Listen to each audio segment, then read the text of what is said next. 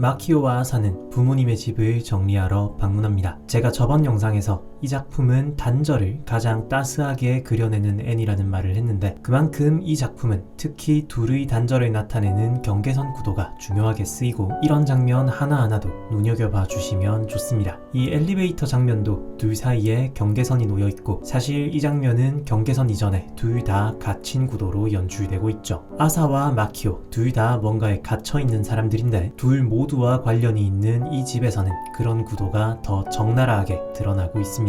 여기서 문이 열릴 때 당연히 둘의 모습이 그대로 남아있을 줄 알았는데, 사실 엘리베이터에 비친 모습이어서 순간 사라지는 게 당황스러우면서도 재밌었어요. 그렇게 집에 도착한 둘은 서로 분담해서 집을 정리하는데, 아사와 마키오 모두에게 상처의 공간인 이 집은 화면이 차가운 톤으로 연출됩니다. 마음에 드는 접시 가져가도 되냐고 묻는 아사에게 마키오는 공간이 부족하면 창고라도 빌릴 테니 무리해서 버리려 하지 말고 가져가고 싶은 건 전부 챙기라고 말해주는데, 마키오의 배려심을 보여주는 장면이죠. 거실에 들어와 베란다를 여니 그곳에는 물을 주지 않아 시들어가는 화분이 있었는데, 이 작품은 1화 첫 장면부터 아이캐치까지 식물을 굉장히 많이 활용합니다. 그만큼 식물을 통해 의미를 전달하는 장면도 많고, 이 장면도 그중 하나인데, 물을 주지 않아 시들어가는 화분은 뒤에 나오는 마키오의 대사와 연결되며 있을 터였던 미래, 마키오의 언니 미노리 부부의 죽음을 상기시키면서 동시에 마키오와 아사의 처지를 보여주고 있기도 합니다. 몹시 메마른 것이 확연히 보이는 오른쪽에 트리안이 상징하는 아사, 그리고 죽어가는 느낌은 아니지만 메말라 있는 로즈마리가 상징하는 마키오. 옷장을 정리하던 마키오는 언니 미노리가 학창시절의 교복을 아직도 보관하고 있었다는 걸 알게 됩니다. 그리고 예전엔 촌스럽다며 꼽을 줬던 마키오의 체크 남방이 옷장에서 발견되기까지, 옷장을 정리하면 할수록 마키오는 죽기 전 언니의 모습이 자신의 기억 속 모습과 일치하지 않는 걸 깨닫는데요. 그럼 마키오는 순간적으로 언니의 환영을 보고, 언니는 마키오에게 너도 고집 부리는 건 마찬가지라고 이야기합니다. 아사는 자신이 가져갈 물건으로 빨간색 컵과 어머니가 자주 담그곤 했던 피클이 담긴 병을 선택합니다. 마키오 자매의 어머니가 자주 만들던 것을 마키오의 언니는 자신도 계속 만들던 것이었죠. 그런데 이 이야기를 하던 중 아사는 자기도 모르게 엄마가 자주 담근다며 현재형으로 말했다는 사실을 깨닫습니다. 그런 아사에게 마키오는 현재 완료 진행형이라는 개념을 가져와서 설명해주죠. 과거로부터 현재,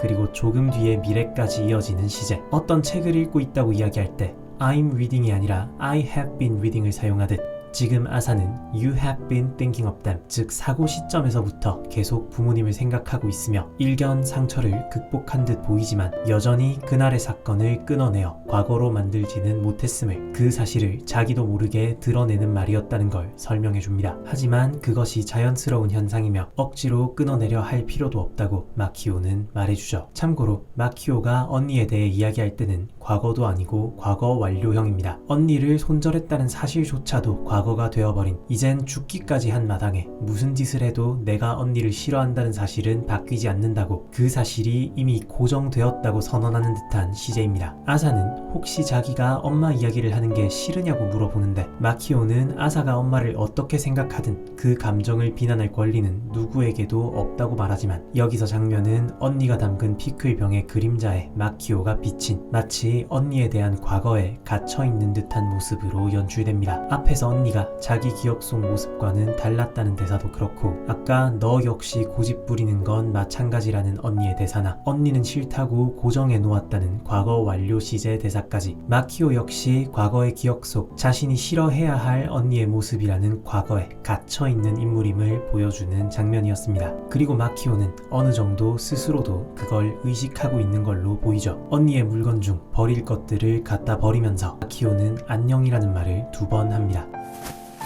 사요나라.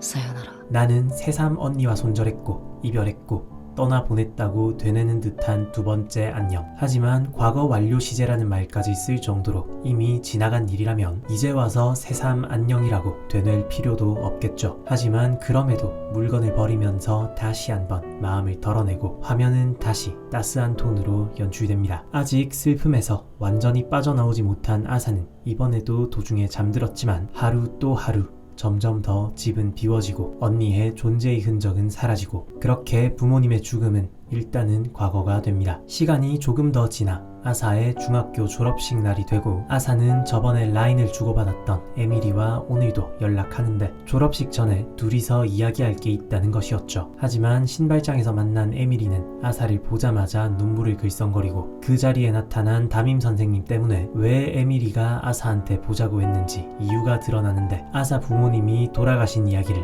에밀리가 자기 엄마한테 했고 그 엄마가 담임 선생님한테 전화로 그 소식을 전하고 담임 선생님은 또 학급 전원한테 그 소식을 전하는 바람에 반 전체가 아사에게 무슨 일이 있었는지를 알게 되어버린 것이었습니다. 저는 이 시퀀스가 너무 좋았는데 약간 배려가 부족했을 수는 있지만 기본적으로 아무도 악의는 없었던, 그런데도 결과적으로 아사에게 너무 큰 상처를 입혀버렸다는 전개도 좋았고 그 사실을 안 순간 거의 생리적인 거부 반응을 일으키듯 손을 빼는 이 장면의 작화나 모두가 행복한 졸업식이라는 축제 현장에 자기 혼자 상복을 입고 덩그러니 남겨진 이젠 자기를 아사가 아니라 부모님이 죽은 애로만 볼 거라는 아사의 심정을 너무나도 잘 드러내는 장면까지, 그리고 이런 장면에서 경계선은 절대 빠지지 않죠. 장면 속 누구에게도 악의는 없었지만 그럼에도 그게 아사에게 얼마나 큰 상처가 됐을지 너무 잘 보이고, 그래서 격하게 반응하며 에밀리에게 정말 싫다고 말해버린 뒤 졸업식도 안 하고 나와버린 아사도 이해가 되는, 그래서 참 안타까운 시퀀스입니다. 이런 식으로 작품은 지금까지 어렴풋하게 암시만 해준 아사의 상처를 적나라하게 드러내기 시작합니다. 정처 없이 걸음을 옮기다 보니 실수로 원래 자기 집으로 가버리고 깜짝 놀라 마키온의 집으로 돌아가려고 하지만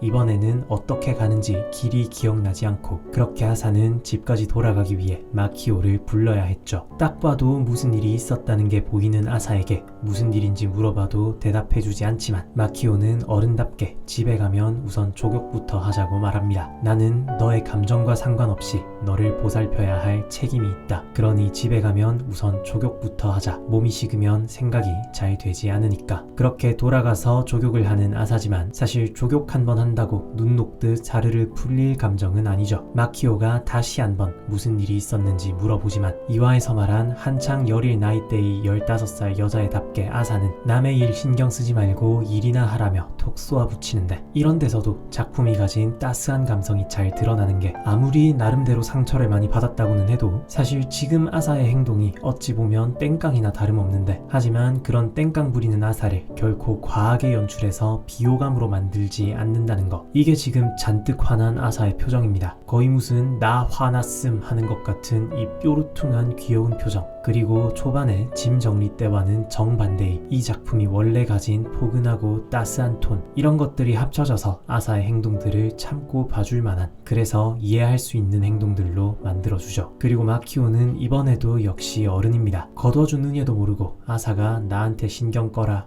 우리 엄마는 나한테 그런 식으로 말하지 않았다 같은 소리를 해도 말투나 특정 단어에 꽂히는 거 단 하나도 없이 바로 맥락을 파악해서 너랑 내가 싸우는 상황이 아니고 너도 나 때문에 화가 난 게 아닌데 왜 너는 나한테 화를 내니? 아까 나는 네 감정이 어떻든 너를 보살필 책임이 있다만큼이나 이 대사도 마키오가 정말 어른이라는 게 느껴집니다. 저녁놀이 들어오는 따스한 거실에서 족욕하면서 향긋한 레몬 꿀차와 함께 시선은 아사보다 낮게 맞추면서 마키오는 그냥 자신과 나나의 졸업식 때 일을 들려줍니다. 그리고 딱 한마디 해주죠. 졸업식처럼 형식적인 건 하든 안 하든 그게 상관없다. 하지만 평생 간다고까지는 할 수 없어도 서로를 10대 때부터 알고 있는 인간이 있어준다는 건 살다 보면 무척 필요하다. 그러면서 마키오는 자기 고등학교 졸업식 날 다이고가 준 편지 이야기를 해줍니다. 그냥 연습장을 찢어서 거기 끄적인 글이지만 마키오는 그 편지를 아직도 간직하고 있었죠. 편지에는 이렇게 적혀 있었습니다. 네가 없었으면 나는 숨을 쉬지 못했을 거야. 친구랑 화해하라는 말은 한마디도 하지 않았지만 아사는 에밀리에게 먼저 전화해서 아까 정말 싫다고 말한 것을 사과합니다.